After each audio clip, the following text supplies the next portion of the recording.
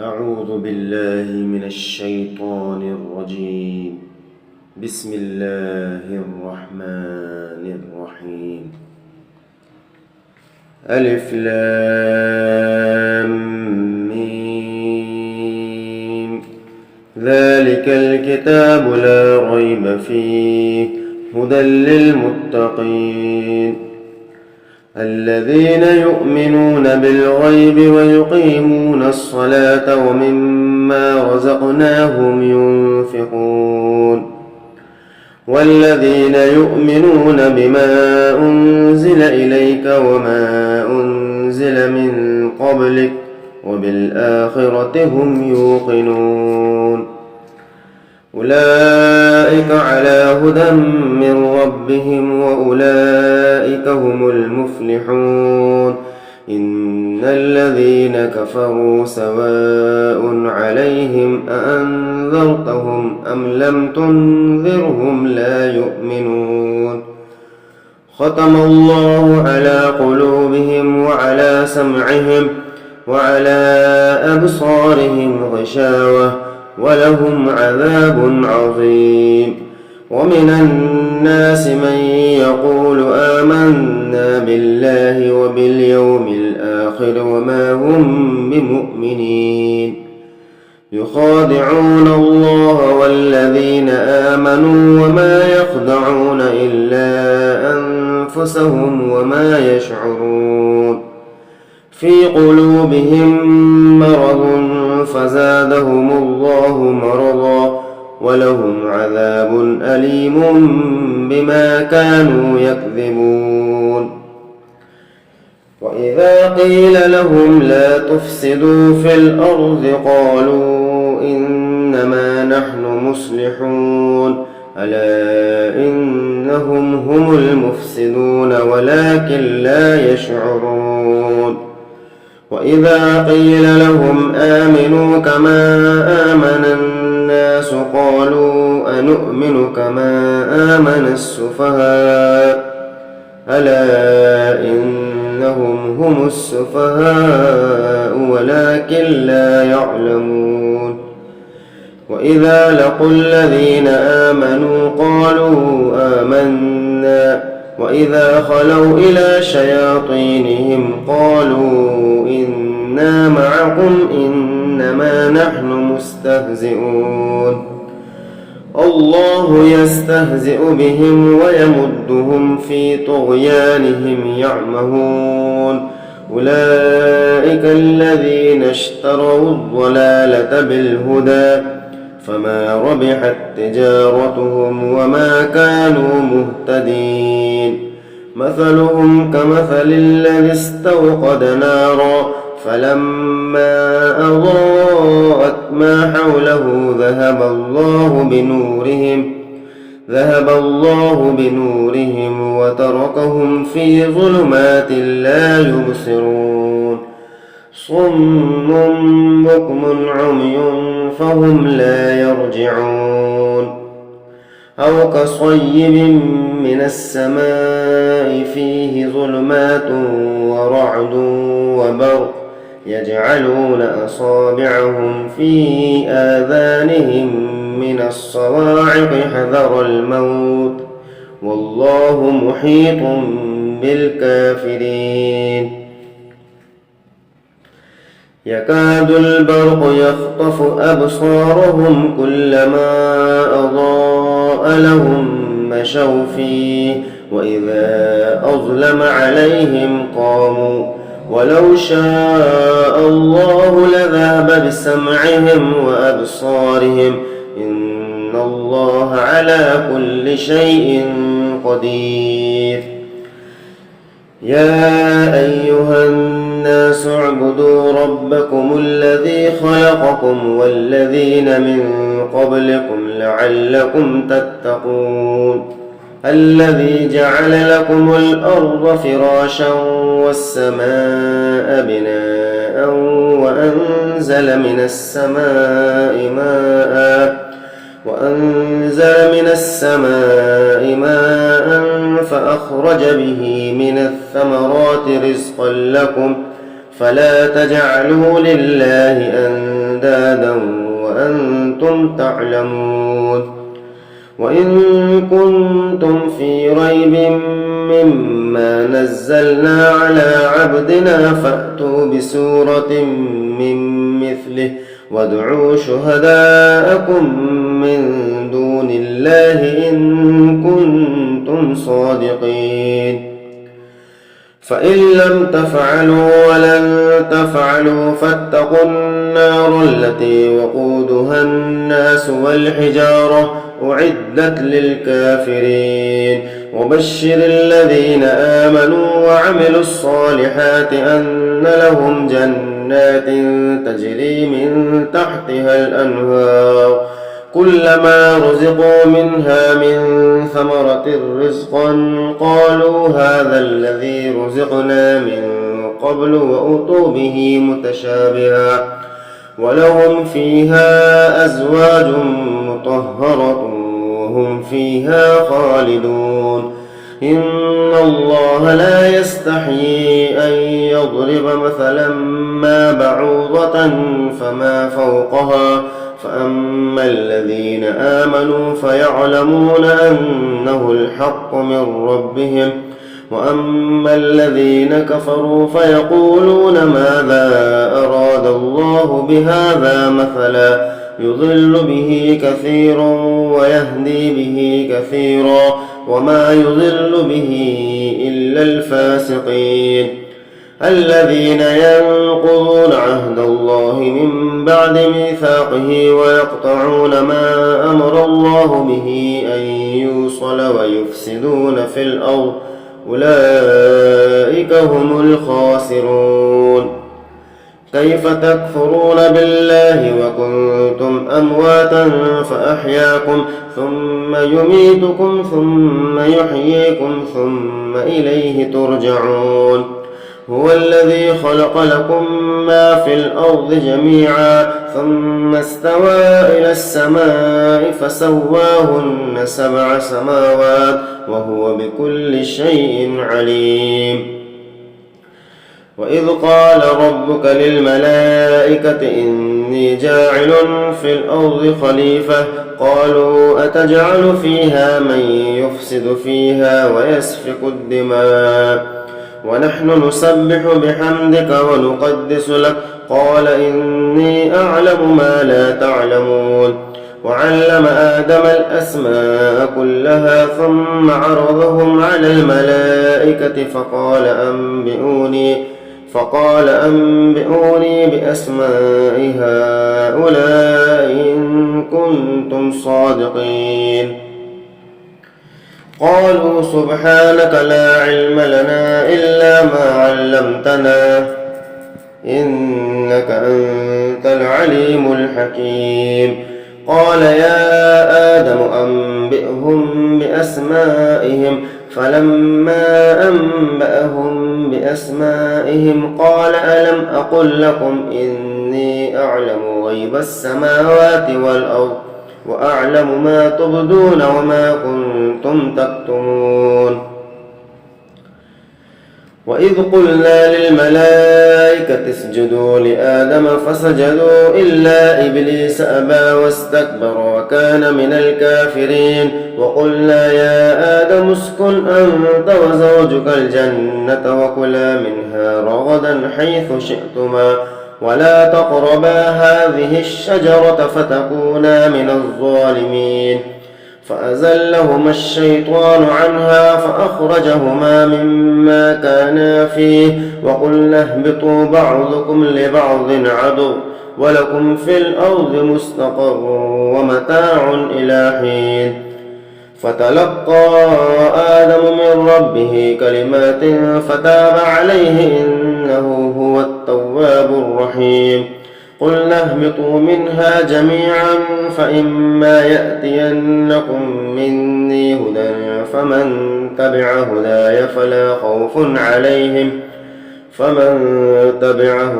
فلا خوف عليهم ولا هم يحزنون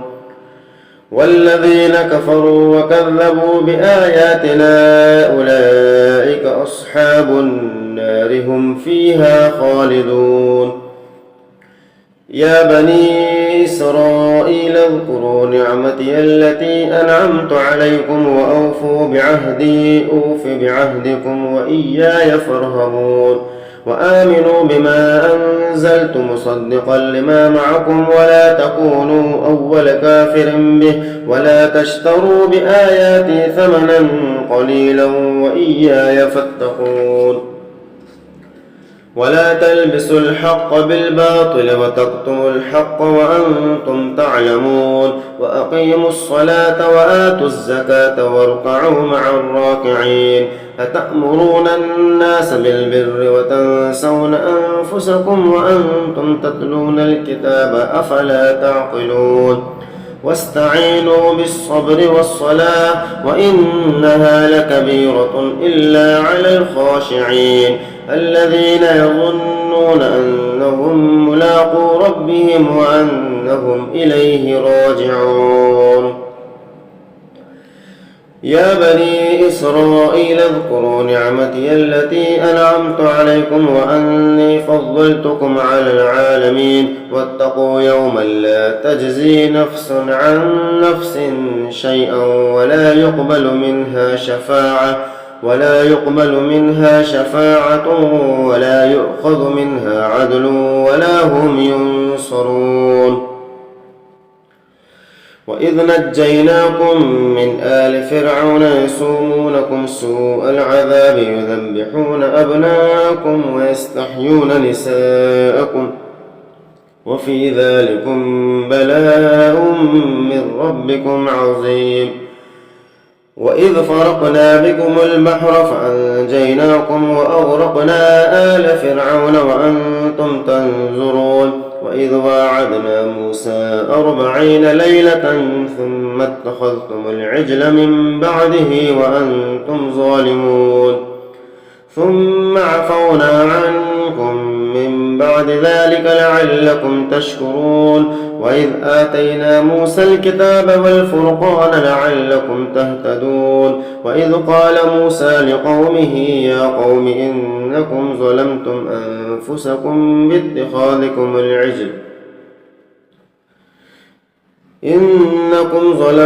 أنفسكم باتخاذكم العجل فتوبوا إلى بارئكم فاقتلوا أنفسكم ذلكم خير لكم عند بارئكم فتاب عليكم إنه هو التواب الرحيم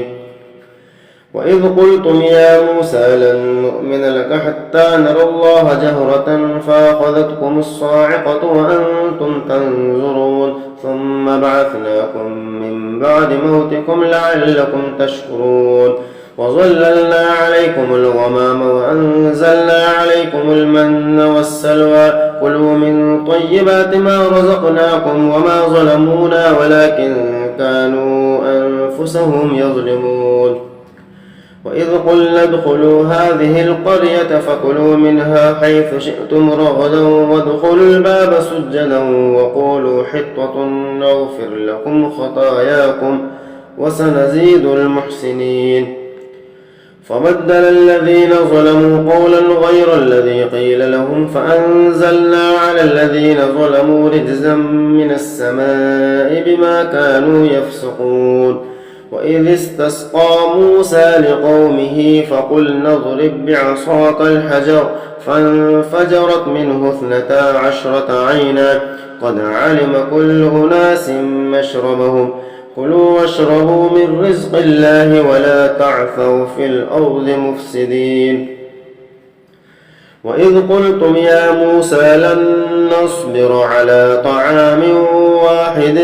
فادع لنا ربك يخرج لنا مما تنبت الأرض من بقلها وقثائها وفومها وعدسها وبصلها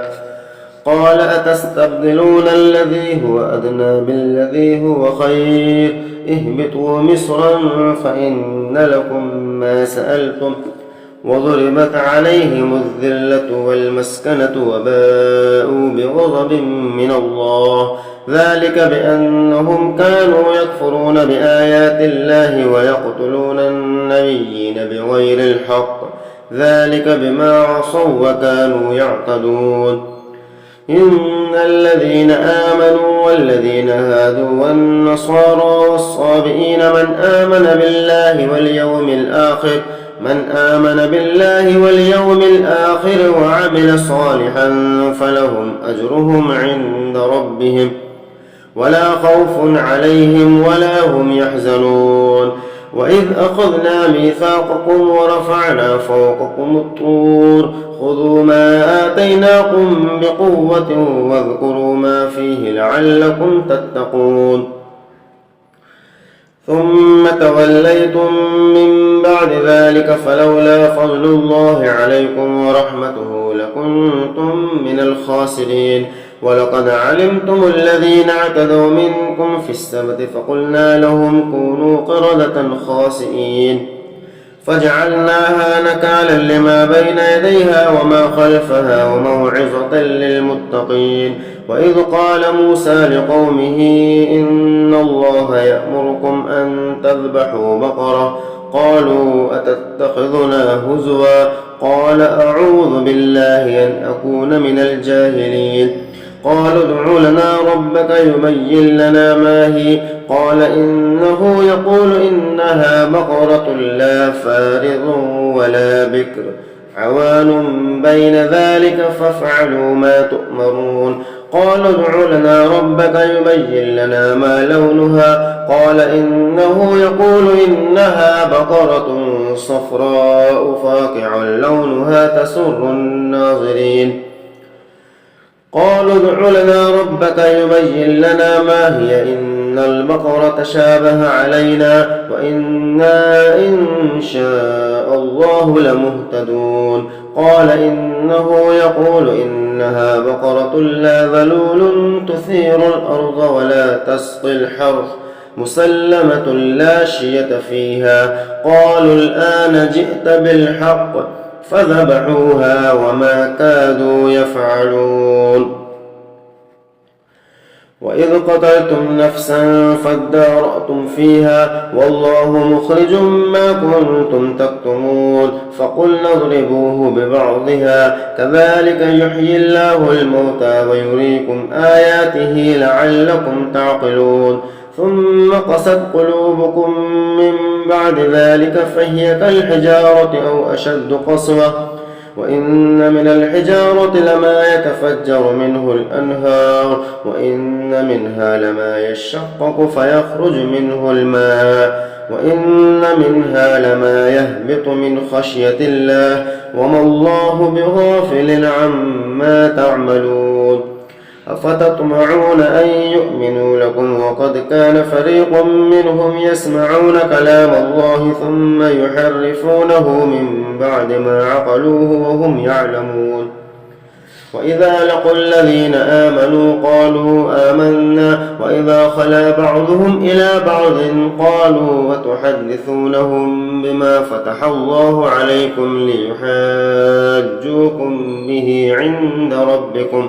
أفلا تعقلون. أولا يعلمون أن الله يعلم ما يسرون وما يعلنون ومنهم أميون لا يعلمون الكتاب إلا أماني وإنهم إلا يظنون. فويل للذين يكتبون الكتاب بأيديهم ثم يقولون هذا من عند الله ليشتروا به ثمنا قليلا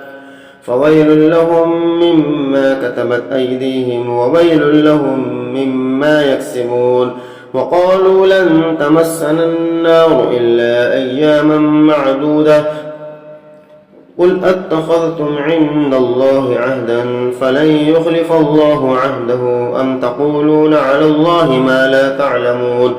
بلى من كسب سيئة وأحاطت به خطيئته فأولئك أصحاب النار هم فيها خالدون.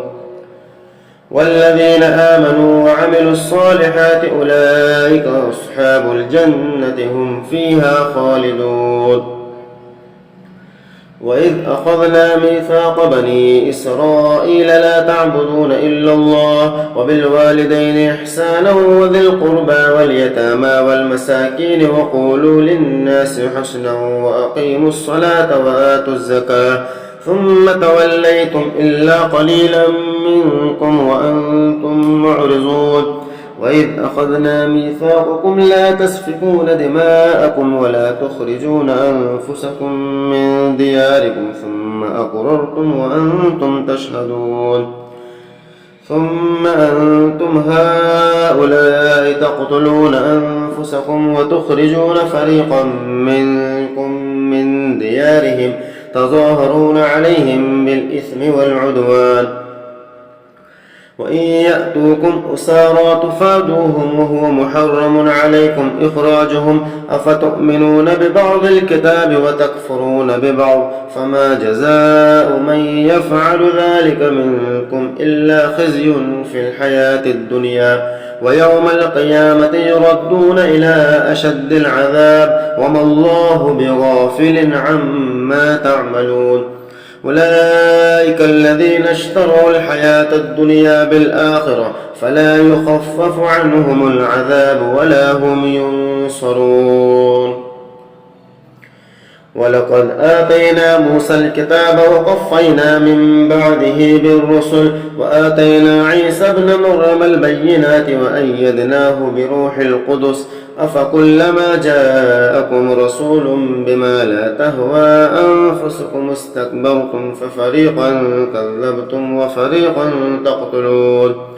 وقالوا قلوبنا غلف بل لعنهم الله بكفرهم فقليلا ما يؤمنون ولما جاءهم كتاب من عند الله مصدق لما معهم وكانوا من قبل يستفتحون على الذين كفروا فلما جاءهم ما عرفوا كفروا به فلعنة الله على الكافرين بئس ما اشتروا به أنفسهم أن يكفروا بما أنزل الله بغيا أن ينزل الله من فضله على من يشاء من عباده فباءوا بغضب على غضب وللكافرين عذاب مهين وإذا قيل لهم آمنوا بما أنزل الله قالوا نؤمن بما أنزل علينا ويكفرون بما وراءه وهو الحق مصدقا لما معهم قل فلم تقتلون أنبياء الله من قبل إن كنتم مؤمنين ولقد جاءكم موسى بالبينات ثم اتخذتم العجل من بعده وأنتم ظالمون وإذ أخذنا ميثاقكم ورفعنا فوقكم الطور خذوا ما آتيناكم بقوة واسمعوا قالوا سمعنا وعصينا وأشربوا في قلوبهم العجل بكفرهم قل بئس ما يأمركم به إيمانكم إن كنتم مؤمنين قل إن كانت لكم الدار الآخرة عند الله خالصة من دون الناس فتمنوا الموت إن كنتم صادقين ولن يتمنوه أبدا بما قدمت أيديهم والله عليم بالظالمين ولتجدنهم أحرص الناس على حياة ومن الذين أشركوا يود أحدهم لو يعمر 1000 سنة وما هو بمزحزحه من العذاب أن يعمر والله بصير بما يعملون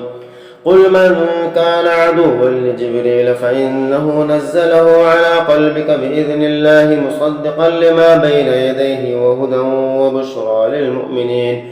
من كان عدوا لله وملائكته ورسله وجبريل وميكال فإن الله عدو للكافرين ولقد أنزلنا إليك آيات بينات وما يكفر بها إلا الفاسقون أوكلما عاهدوا عهدا نبذه فريق منهم بل أكثرهم لا يؤمنون ولما جاءهم رسول من عند الله مصدق لما معهم نبذ فريق من الذين أوتوا الكتاب كتاب الله وراء ظهورهم كأنهم لا يعلمون واتبعوا ما تتلو الشياطين على ملك سليمان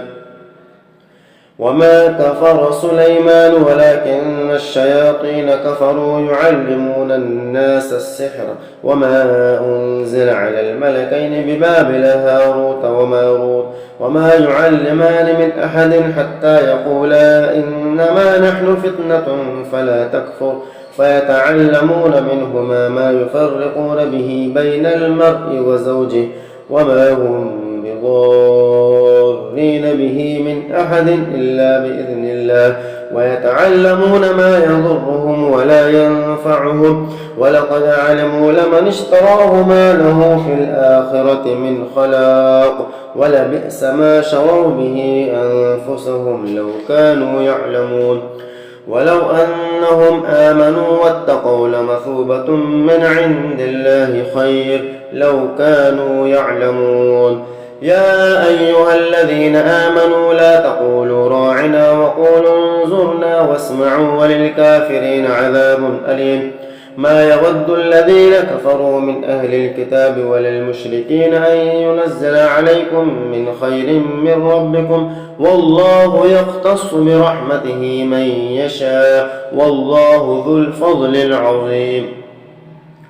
ما ننسخ من آية أو ننسها نأت بخير منها أو مثلها ألم تعلم أن الله على كل شيء قدير ألم تعلم أن الله له ملك السماوات والأرض وما لكم من دون الله من ولي ولا نصير أم تريدون أن تسألوا رسولكم كما سئل موسى من قبل ومن يتبدل الكفر بالإيمان فقد ضل سواء السبيل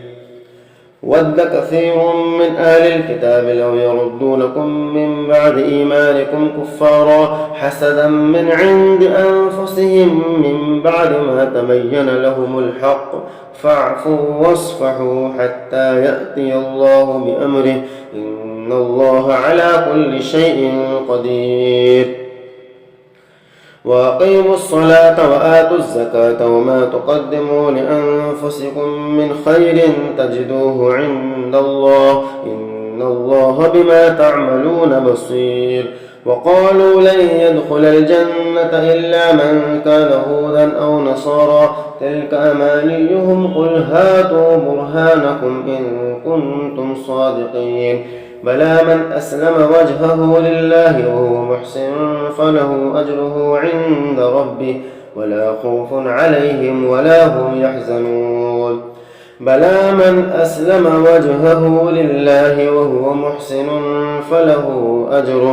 فله أجره عند ربه ولا خوف عليهم ولا هم يحزنون وقالت اليهود ليست النصارى على شيء وقالت النصارى ليست اليهود على شيء وهم يتلون الكتاب كذلك قال الذين لا يعلمون مثل قولهم فالله يحكم بينهم يوم القيامة فيما كانوا فيه يختلفون ومن أظلم ممن منع مساجد الله أن يذكر فيها اسمه وسعى في خرابها أولئك ما كان لهم أن يدخلوها إلا خائفين لهم في الدنيا خزي ولهم في الآخرة عذاب عظيم ولله المشرق والمغرب فأينما تولوا فثم وجه الله إن الله واسع عليم وقالوا اتخذ الله ولدا سبحانه بل له ما في السماوات والأرض كل له قانتون بديع السماوات والأرض وإذا قضى أمرا فإنما يقول له كن فيكون وقال الذين لا يعلمون لولا يكلمنا الله أو تأتينا آية كذلك قال الذين من قبلهم مثل قولهم تشابهت قلوبهم قد بينا الآيات لقوم يوقنون إنا أرسلناك بالحق بشيرا ونذيرا ولا تسأل عن أصحاب الجحيم ولن ترضى عنك اليهود ولا النصارى حتى تتبع ملتهم قل إن هدى الله هو الهدى ولئن اتبعت أهواءهم بعد الذي جاءك من العلم ما لك من الله من ولي ولا نصير. الذين آتيناهم الكتاب يتلونه حق تلاوته أولئك يؤمنون به ومن يكفر به فأولئك هم الخاسرون. يا بني إسرائيل اذكروا نعمتي التي أنعمت عليكم وأني فضلتكم على العالمين واتقوا يوما لا تجزي نفس عن نفس شيئا ولا يقبل منها عدل ولا تنفعها شفاعة ولا هم ينصرون. وإذ ابتلى إبراهيم ربه بكلمات فأتمهن قال إني جاعلك للناس إماما قال ومن ذريتي قال لا ينال عهد الظالمين. وإذ جعلنا البيت مثابة للناس وأمنا واتخذوا من مقام إبراهيم مصلى وعهدنا إلى إبراهيم وإسماعيل أن طهرا بيتي للطائفين والعاكفين والركع السجود. وإذ قال إبراهيم رب اجعل هذا بلدا آمنا وارزق أهله من الثمرات من آمن منهم بالله واليوم الآخر قال ومن كفر فأمتعه قليلا ثم أضطره إلى عذاب النار وبئس المصير. وإذ يرفع إبراهيم القواعد من البيت وإسماعيل ربنا تقبل منا إنك أنت السميع العليم ربنا واجعلنا مسلمين لك ومن ذريتنا أمة مسلمة لك ربنا واجعلنا مسلمين لك ومن ذريتنا أمة مسلمة لك وأرنا مناسكنا وتب علينا إنك أنت التواب الرحيم ربنا وابعث فيهم رسولا منهم يتلو عليهم آياتك ويعلمهم الكتاب والحكمة ويزكيهم إنك أنت العزيز الحكيم. ومن يرغب عن ملة إبراهيم إلا من سفه نفسه ولقد اصطفيناه في الدنيا وإنه في الآخرة لمن الصالحين.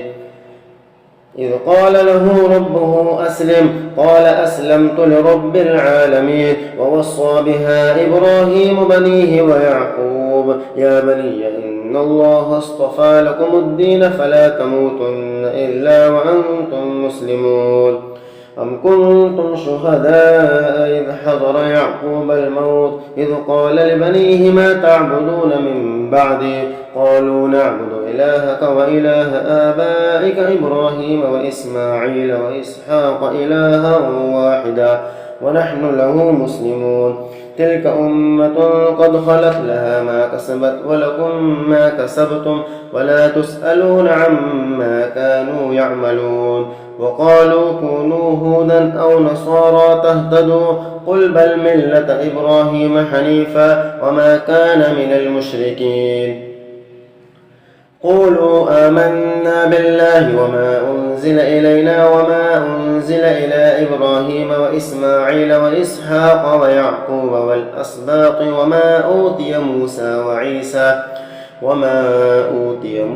وعيسى وما أوتي النبيون من ربهم لا نفرق بين أحد منهم ونحن له مسلمون. فإن آمنوا بمثل ما آمنتم به فقد اهتدوا وإن تولوا فإنما هم في شقاق فسيكفيكهم الله وهو السميع العليم. صبغة الله ومن أحسن من الله صبغة ونحن له عابدون. قل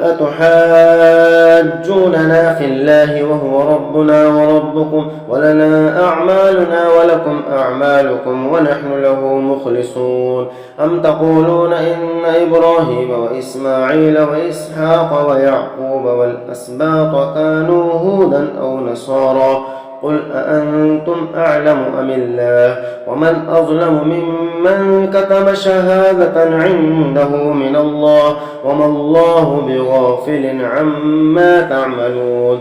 تلك أمة قد خلت لها ما كسبت ولكم ما كسبتم ولا تسألون عما كانوا يعملون. سيقول السفهاء من الناس ما ولاهم عن قبلتهم التي كانوا عليها قل لله المشرق والمغرب يهدي من يشاء إلى صراط مستقيم. وكذلك جعلناكم أمة وسطا لتكونوا شهداء على الناس ويكون الرسول عليكم شهيدا وما جعلنا القبلة التي كنت عليها إلا لنعلم من يتبع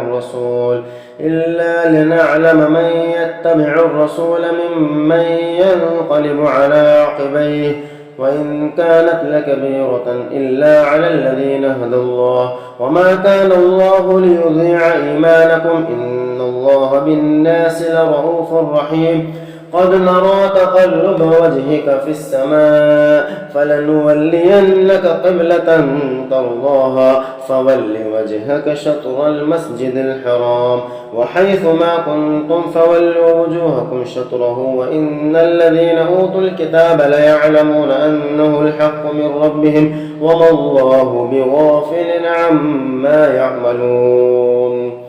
ولئن أتيت الذين أوتوا الكتاب بكل آية ما تبعوا قبلتك وما أنت بتابع قبلتهم وما بعضهم بتابع قبلة بعض ولئن اتبعت أهواءهم من بعد ما جاءك من العلم إنك إذا لمن الظالمين. الذين آتيناهم الكتاب يعرفونه كما يعرفون أبناءهم وإن فريقا منهم لا يكتمون الحق وهم يعلمون. الحق من ربك فلا تكونن من الممترين ولكل وجهة هو موليها فاستبقوا الخيرات أينما تكونوا يأت بكم الله جميعا إن الله على كل شيء قدير. ومن حيث خرجت فول وجهك شطر المسجد الحرام وإنه للحق من ربك وما الله بغافل عما تعملون.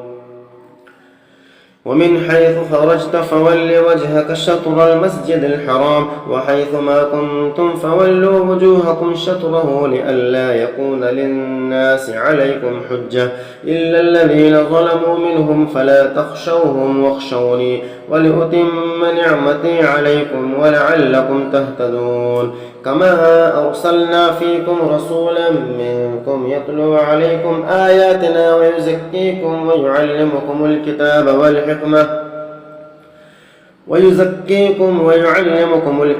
والحكمة ويعلمكم ما لم تكونوا تعلمون. فاذكروني أذكركم واشكروا لي ولا تكفرون. يا أيها الذين آمنوا استعينوا بالصبر والصلاة إن الله مع الصابرين. ولا تقولوا لمن يقتل في سبيل الله أموات بل أحياء ولكن لا تشعرون. ولنبلونكم بشيء من الخوف والجوع ونقص من الأموال والأنفس والثمرات وبشر الصابرين الذين إذا أصابتهم مصيبة قالوا إنا لله وإنا إليه راجعون. أولئك عليهم صلوات من ربهم ورحمة وأولئك هم المهتدون. إن الصفا والمروة من شعائر الله فمن حج البيت أو اعتمر فلا جناح عليه أن يطوف بهما ومن تطوع خيرا فإن الله شاكر عليم. إن الذين يكتمون ما أنزلنا من البينات والهدى من بعد ما بيناه للناس في الكتاب أولئك يلعنهم الله ويلعنهم اللاعنون إلا الذين تابوا وأصلحوا وبينوا فأولئك أتوب عليهم وأنا التواب الرحيم. إن الذين كفروا وماتوا وهم كفار أولئك عليهم لعنة الله والملائكة والناس أجمعين خالدين فيها لا يخفف عنهم العذاب ولا هم ينظرون وإلهكم إله واحد لا إله إلا هو الرحمن الرحيم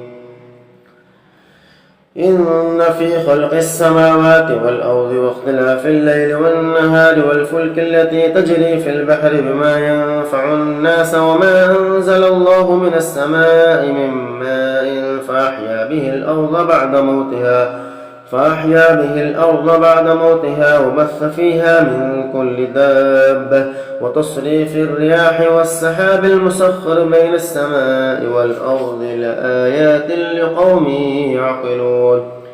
ومن الناس من يتخذ من دون الله أندادا يحبونهم كحب الله والذين آمنوا أشد حبا لله ولو يرى الذين ظلموا إذ يرون العذاب أن القوة لله جميعا وأن الله شديد العذاب إذ تبرأ الذين اتبعوا من الذين اتبعوا ورأوا العذاب وتقطعت بهم الأسباب وقال الذين اتبعوا لو أن لنا قرة فنتبرأ منهم كما تبرأوا منا كذلك يريهم الله أعمالهم حسرات عليهم وما هم بخارجين من النار يا أيها الناس كلوا مما في الأرض حلالا طيبا ولا تتبعوا خطوات الشيطان إنه لكم عدو مبين إنما يأمركم بالسوء والفحشاء وأن تقولوا على الله ما لا تعلمون وإذا قيل لهم اتبعوا ما أنزل الله قالوا بل نتبع ما ألفينا عليه آباءنا وإذا قيل لهم اتبعوا ما أنزل الله قالوا بل نتبع ما ألفينا عليه آباءنا أولو كان آباؤهم لا يعقلون شيئا ولا يهتدون ومثل الذين كفروا كمثل الذي ينعق بما لا يسمع إلا دعاء ونداء صم بكم عمي فهم لا يعقلون يا أيها الذين آمنوا كلوا من طيبات ما رزقناكم واشكروا لله إن كنتم إياه تعبدون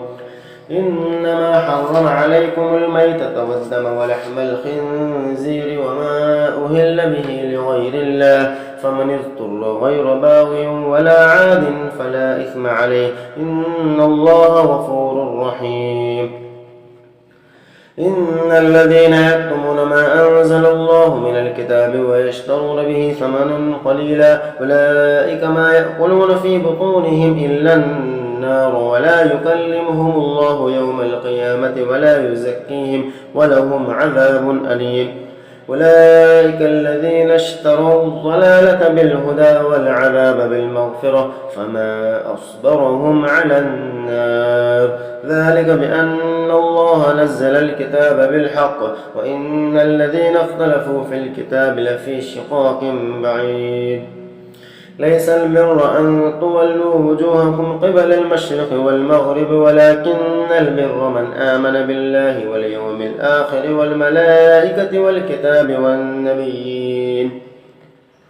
وآتى المال على حبه ذوي القربى واليتامى والمساكين وابن السبيل والسائلين وفي الرقاب وأقام الصلاة وآتى الزكاة والموفون بعهدهم إذا عاهدوا والصابرين في البأساء والضراء وحين البأس أولئك الذين صدقوا وأولئك هم المتقون يا أيها الذين آمنوا كتب عليكم القصاص في القتلى الحر بالحر والعبد بالعبد والأنثى بالأنثى فمن عفي له من أخيه شيء فاتباع بالمعروف وأداء إليه بإحسان ذلك تخفيف من ربكم ورحمة فمن اعتدى بعد ذلك فله عذاب أليم ولكم في القصاص حياة يا أولي الألباب لعلكم تتقون كتب عليكم إذا حضر أحدكم الموت إن ترك خيرا الوصية للوالدين والأقربين بالمعروف حقا على المتقين فمن بدله بعدما سمعه فإنما إثمه على الذين يبدلونه إن الله سميع عليم. فمن خاف من موص جنفا أو إثما فأصلح بينهم فلا إثم عليه إن الله غفور رحيم. يا أيها الذين آمنوا كتب عليكم الصيام كما كتب على الذين من قبلكم لعلكم تتقون أياما معدودات. فمن كان منكم مريضا أو على سفر فعدة من أيام أخر. وعلى الذين يطيقونه فدية طعام مسكين فمن تطوع خيرا فهو خير له وأن تصوموا خير لكم إن كنتم تعلمون. شهر رمضان الذي أنزل فيه القرآن هدى للناس وبينات من الهدى والفرقان فمن شهد منكم الشهر فليصم ومن كان مريضا أو على سفر فعدة من أيام أخر يريد الله بكم اليسر ولا يريد بكم العسر ولتكملوا العدة ولتكبروا الله على ما هداكم ولعلكم تشكرون. وإذا سألك عبادي عني فإني قريب أجيب دعوة الداع إذا دعاني فليستجيبوا لي وليؤمنوا بي لعلهم يرشدون. أحل لكم ليلة الصيام الرفث إلى نسائكم هن لباس لكم وأنتم لباس لهن علم الله أنكم كنتم تختانون أنفسكم فتاب عليكم وعفى عنكم فالآن باشروهن وابتغوا ما كتب الله لكم وكلوا واشربوا حتى يتبين لكم الخيط الأبيض من الخيط الأسود من الفجر ثم أتموا الصيام إلى الليل ولا تباشروهن وأنتم عاكفون في المساجد تلك حدود الله فلا تقربوها كذلك يبين الله آياته للناس لعلهم يتقون. ولا تأكلوا أموالكم بينكم بالباطل وتدلوا بها إلى الحكام لتأكلوا فريقا من أموال الناس بالإثم وأنتم تعلمون. يسألونك عن الأهلة قل هي مواقيت للناس والحج وليس البر بأن تأتوا البيوت من زهورها ولكن البر من اتقى وأتوا البيوت من أبوابها واتقوا الله لعلكم تفلحون. وقاتلوا في سبيل الله الذين يقاتلونكم ولا تعتدوا إن الله لا يحب المعتدين. واقتلوهم حيث ثقفتموهم وأخرجوهم من حيث أخرجوكم والفتنة أشد من القتل ولا تقاتلوهم عند المسجد الحرام حتى يقاتلوكم فيه فإن قاتلوكم فاقتلوهم كذلك جزاء الكافرين فإن انتهوا فإن الله غفور رحيم. وقاتلوهم حتى لا تكون فتنة ويكون الدين لله فإن انتهوا فلا عدوان إلا على الظالمين. الشهر الحرام بالشهر الحرام والحرمات قصاص فمن اعتدى عليكم فاعتدوا عليه بمثل ما اعتدى عليكم واتقوا الله واعلموا أن الله مع المتقين. وأنفقوا في سبيل الله ولا تلقوا بأيديكم إلى التهلكة وأحسنوا إن الله يحب المحسنين. وأتموا الحج والعمرة لله فإن أحصرتم فما استيسر من الهدي ولا تحلقوا رؤوسكم حتى يبلغ الهدي محله فمن كان منكم مريضا أو به أذى من رأسه ففدية من صيام أو صدقة أو نسك فإذا أمنتم فمن تمتع بالعمرة إلى الحج فما استيسر من الهدي فمن لم يجد فصيام 3 أيام في الحج و7 إذا رجعتم تلك 10 كاملة ذلك لمن لم يكن أهله حاضر المسجد الحرام واتقوا الله واعلموا أن الله شديد العقاب. الحج أشهر معلومات فمن فرض فيهن الحج فلا رفث ولا فسوق ولا جدال في الحج وما تفعلوا من خير يعلمه الله وتزودوا فإن خير الزاد التقوى واتقون يا أولي الألباب ليس عليكم جناح أن تبتغوا فضلا من ربكم فإذا أفضتم من عرفات فاذكروا الله عند المشعر الحرام واذكروه كما هداكم وإن كنتم من قبله لمن الضالين ثم أفيضوا من حيث أفاض الناس واستغفروا الله إن الله غفور رحيم فإذا قضيتم مناسككم فاذكروا الله كذكركم آباءكم أو أشد ذكرا فمن الناس من يقول ربنا آتنا في الدنيا وما له في الآخرة من خلاق ومنهم من يقول ربنا آتنا في الدنيا حسنة وفي الآخرة حسنة وقنا عذاب النار أولئك لهم نصيب مما كسبوا والله سريع الحساب واذكروا الله في أيام معدودات فمن تعجل في يومين فلا إثم عليه ومن تأخر فلا إثم عليه لمن اتقى واتقوا الله واعلموا أنكم إليه تحشرون ومن الناس من يعجبك قوله في الحياة الدنيا ويشهد الله على ما في قلبه وهو ألد الخصام وإذا تولى سعى في الأرض ليفسد فيها ويهلك الحرث والنسل والله لا يحب الفساد وإذا قيل له اتق الله أخذته العزة بالإثم فحسبه جهنم ولبئس المهاد ومن الناس من يشري نفسه ابتغاء مرضات الله والله رؤوف بالعباد يا أيها الذين آمنوا ادخلوا في السلم كافة ولا تتبعوا خطوات الشيطان إنه لكم عدو مبين فإن زللتم من بعد ما جاءتكم البينات فاعلموا أن الله عزيز حكيم هل ينظرون إلا أن يأتيهم الله في ظلل من الغمام والملائكة وقضي الأمر وإلى الله ترجع الأمور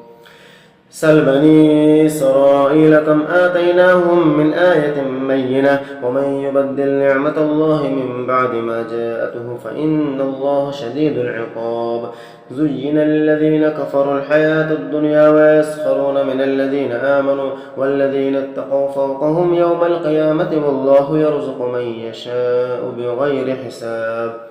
كان الناس أمة واحدة فبعث الله النبيين مبشرين ومنذرين وأنزل معهم الكتاب بالحق ليحكم بين الناس فيما اختلفوا فيه وما اختلف فيه إلا الذين أوتوه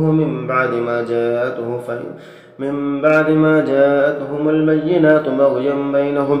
فهدى الله الذين آمنوا لما اختلفوا فيه من الحق بإذنه والله يهدي من يشاء إلى صراط مستقيم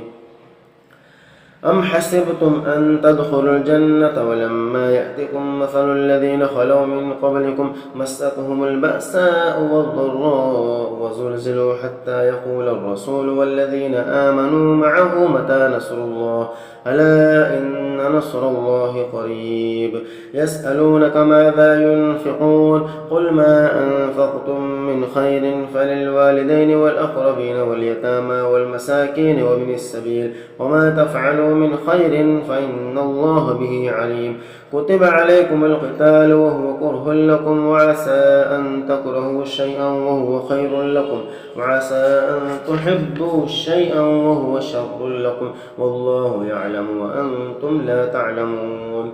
يسألونك عن الشهر الحرام قتال فيه قل قتال فيه كبير وصد عن سبيل الله وكفر به والمسجد الحرام وإخراج أهله منه أكبر عند الله والفتنة أكبر من القتل ولا يزالون يقاتلونكم حتى يردوكم عن دينكم إن استطاعوا ومن يرتد منكم عن دينه فيمت وهو كافر فأولئك حبطت أعمالهم في الدنيا والآخرة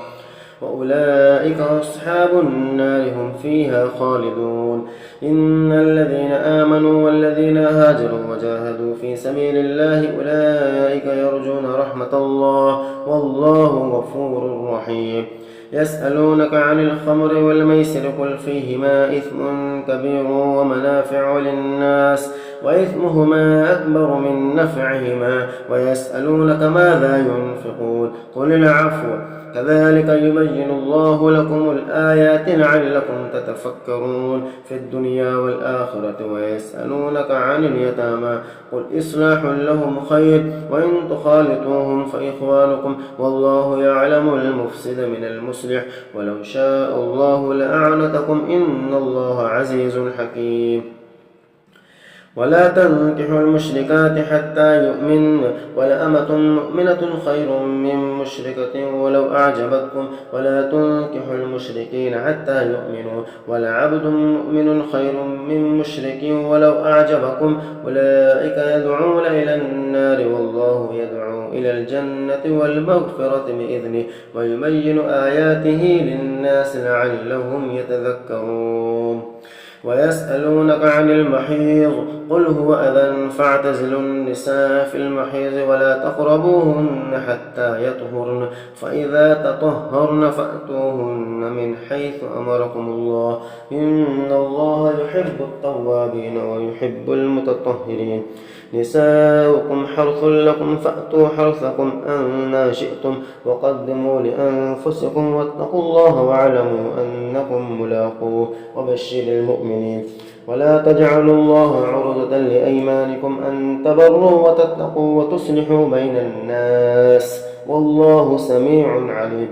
لا يؤاخذكم الله باللغو في أيمانكم ولكن يؤاخذكم بما كسبت قلوبكم والله غفور رحيم. للذين يؤلون من نسائهم تربص 4 أشهر فإن فاءوا فإن الله غفور رحيم. وإن عزموا الطلاق فإن الله سميع عليم. والمطلقات يتربصن بأنفسهن 3 قروء ولا يحل لهن أن يكتمن ما خلق الله في أرحامهن إن كن يؤمن بالله واليوم الآخر وبعولتهن أحق بردهن في ذلك إن أرادوا إصلاحا ولهن مثل الذي عليهن بالمعروف وللرجال عليهن درجة والله عزيز حكيم. الطلاق 2 فإمساك بمعروف أو تسريح بإحسان ولا يحل لكم أن تأخذوا مما آتيتموهن شيئا إلا أن يخافا ألا يقيما حدود الله فإن خفتم ألا يقيما حدود الله فلا جناح عليهما فيما افتدت به تلك حدود الله فلا تعتدوها ومن يتعد حدود الله فأولئك هم الظالمون. فإن طلقها فلا تحل له من بعد حتى تنكح زوجا غيره فإن طلقها فلا جناح عليهما أن يتراجعا إن ظنا أن يقيما حدود الله وتلك حدود الله يبينها لقوم يعلمون. وإذا طلقتم النساء فبلغن أجلهن فأمسكوهن بمعروف أو سرحوهن بمعروف ولا تمسكوهن ضرارا لتعتدوا ومن يفعل ذلك فقد ظلم نفسه. ولا تتخذوا آيات الله هزوا واذكروا نعمة الله عليكم وما أنزل عليكم من الكتاب والحكمة يعظكم به واتقوا الله واعلموا أن الله بكل شيء عليم. وإذا طلقتم النساء فبلغن أجلهن فلا تعضلوهن أن ينكحن أزواجهن إذا تراضوا بينهم بالمعروف ذلك يوعظ به من كان منكم يؤمن بالله واليوم الآخر ذلكم أزكى لكم وأطهر والله يعلم وأنتم لا تعلمون. والوالدات يرضعن أولادهن حولين كاملين لمن أراد أن يتم الرضاعة وعلى المولود له رزقهن وكسوتهن بالمعروف لا تكلف نفس إلا وسعها لا تضار والدة بولدها ولا مولود له بولده وعلى الوارث مثل ذلك فإن أرادا فصالا عن تراض منهما بينهما وتشاور فلا جناح عليهما. وإن أردتم أن تسترضعوا أولادكم فلا جناح عليكم إذا سلمتم ما آتيتم بالمعروف. واتقوا الله واعلموا أن الله بما تعملون بصير. والذين يتوفون منكم ويذرون أزواجا يتربصن بأنفسهن 4 أشهر و10 فإذا بلغن أجلهن فلا جناح عليكم فيما فعلن في أنفسهن بالمعروف والله بما تعملون خبير. ولا جناح عليكم فيما عرضتم به من خطبة النساء أو أكننتم في أنفسكم علم الله أنكم ستذكرونهن ولكن لا تواعدوهن سرا إلا أن تقولوا قولا معروفا. ولا تعزموا عقدة النكاح حتى يبلغ الكتاب أجله واعلموا أن الله يعلم ما في أنفسكم فاحذروه واعلموا أن الله غفور حليم.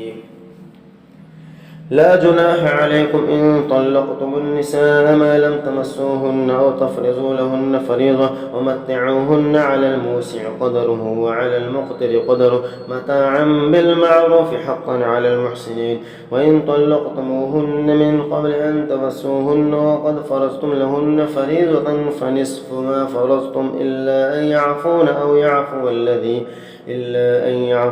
يعفو الذي بيده عقدة النكاح وأن تعفوا أقرب للتقوى. ولا تنسوا الفضل بينكم إن الله بما تعملون بصير. حافظوا على الصلوات والصلاة الوسطى وقوموا لله قانتين. فإن خفتم فرجالا أو ركبانا فإذا أمنتم فاذكروا الله كما علمكم ما لم تكونوا تعلمون. والذين يتوفون منكم ويذرون أزواجا وصية لأزواجهم متاعا إلى الحول غير إخراج فإن خرجن فلا جناح عليكم فيما فعلن في أنفسهن من معروف والله عزيز حكيم. وللمطلقات متاع بالمعروف حقا على المتقين كذلك يبين الله لكم آياته لعلكم تعقلون. ألم تر إلى الذين خرجوا من ديارهم وهم ألوف حذر الموت فقال لهم الله موتوا ثم أحياهم إن الله لذو فضل على الناس ولكن أكثر الناس لا يشكرون.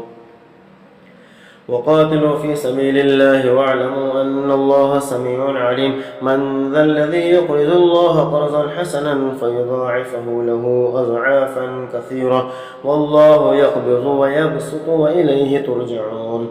ألم تر إلى الملأ من بني إسرائيل من بعد موسى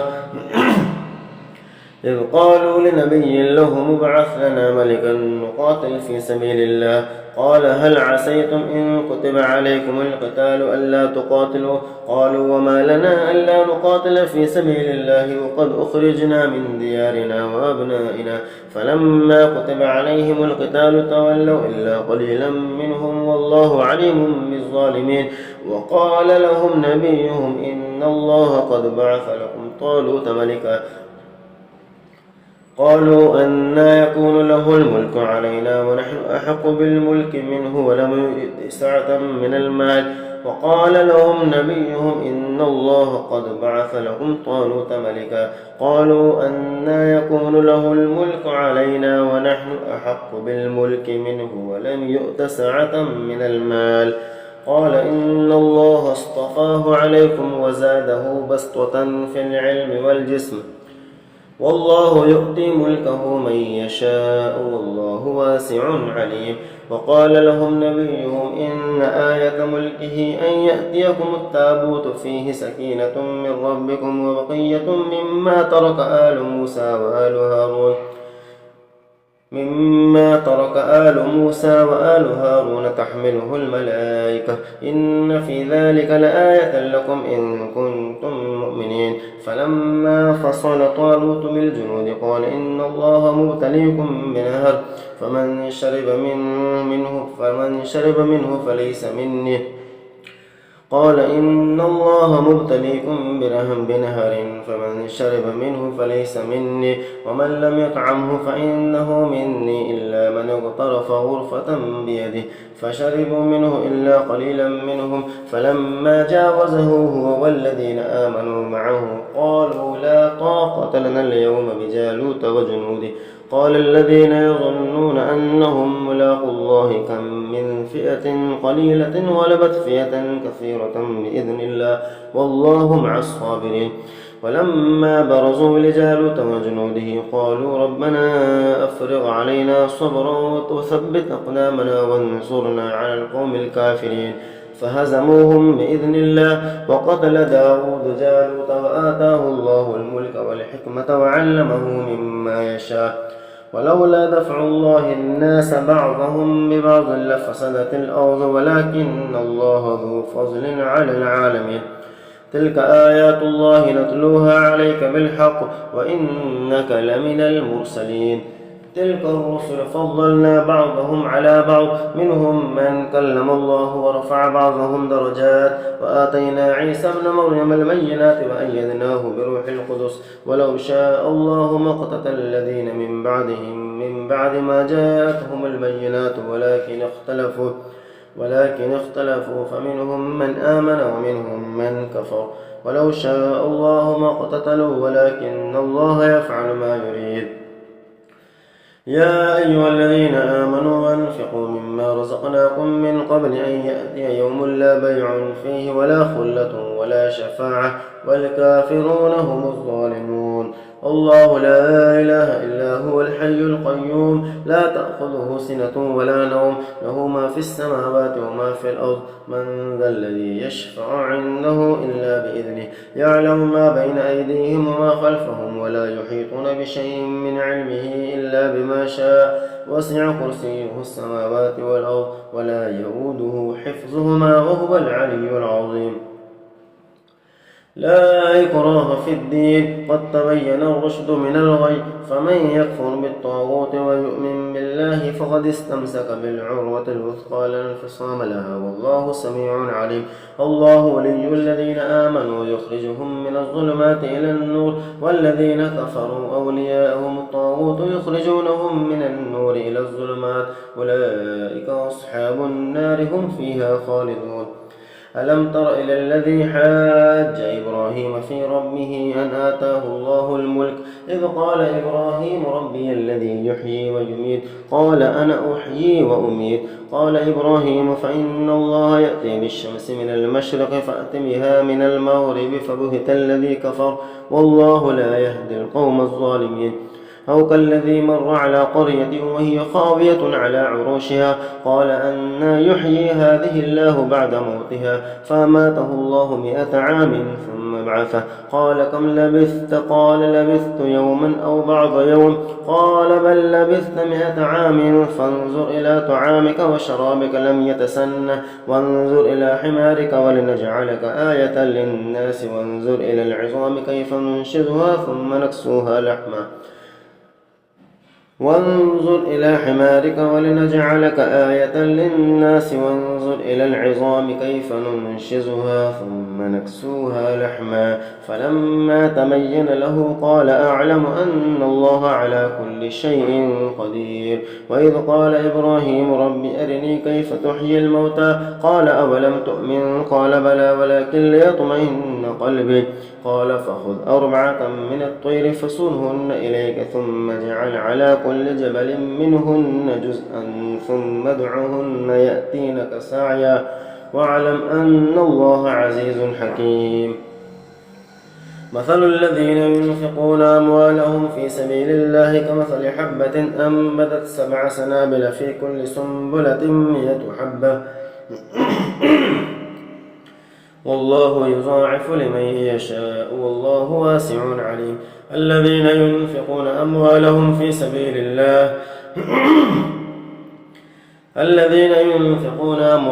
في سبيل الله ثم لا يتبعون ما أنفقوا منا ولا أذى لهم أجرهم عند ربهم ولا خوف عليهم ولا هم يحزنون قول معروف ومغفرة خير من صدقة يتبعها أذى والله غني حليم. يا أيها الذين آمنوا لا تبطلوا صدقاتكم بالمن والأذى كالذي ينفق ماله رئاء الناس ولا يؤمن بالله واليوم الآخر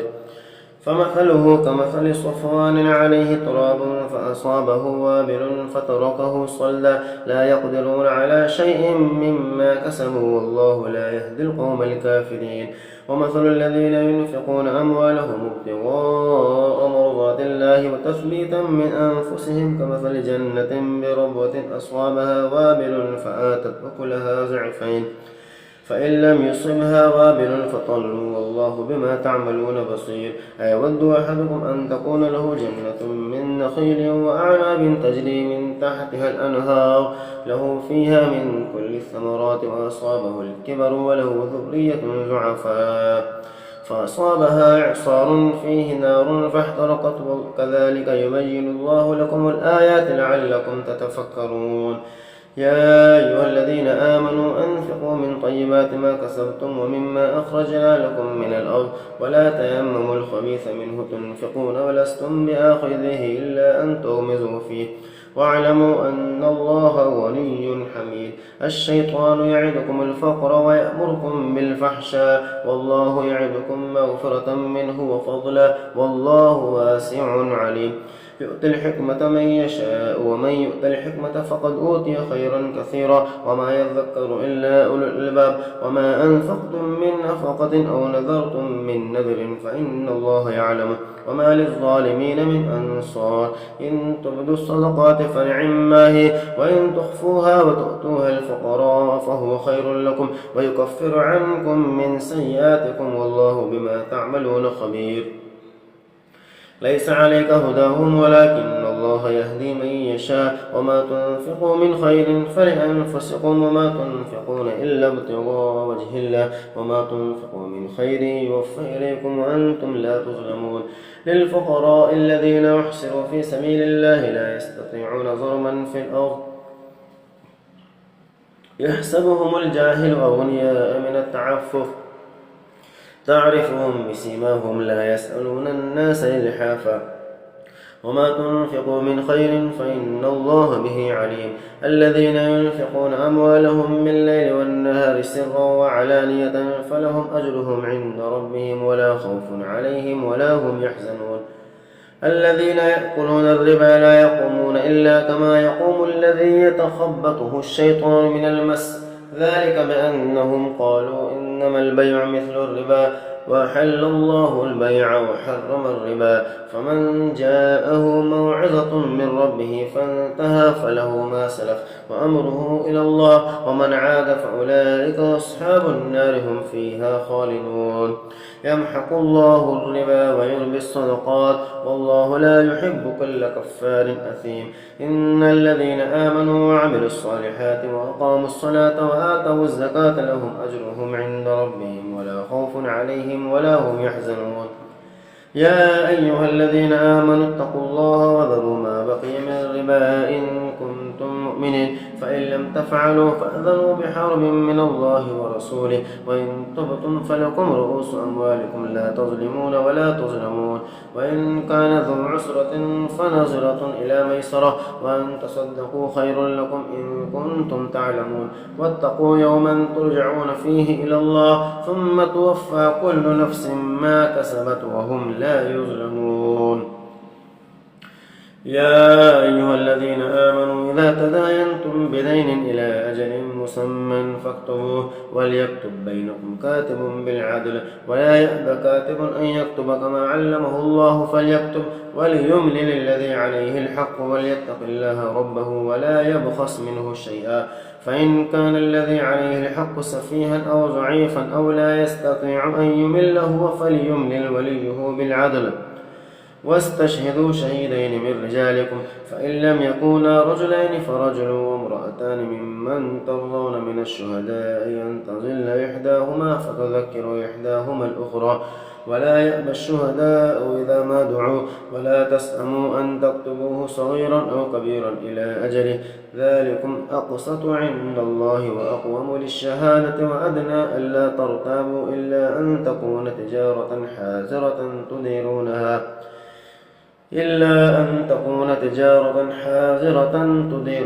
بينكم فليس عليكم جناح ألا تكتبوها وأشهدوا إذا تبايعتم ولا يضار كاتب ولا شهيد وإن تفعلوا فإنه فسوق بكم واتقوا الله ويعلمكم الله والله بكل شيء عليم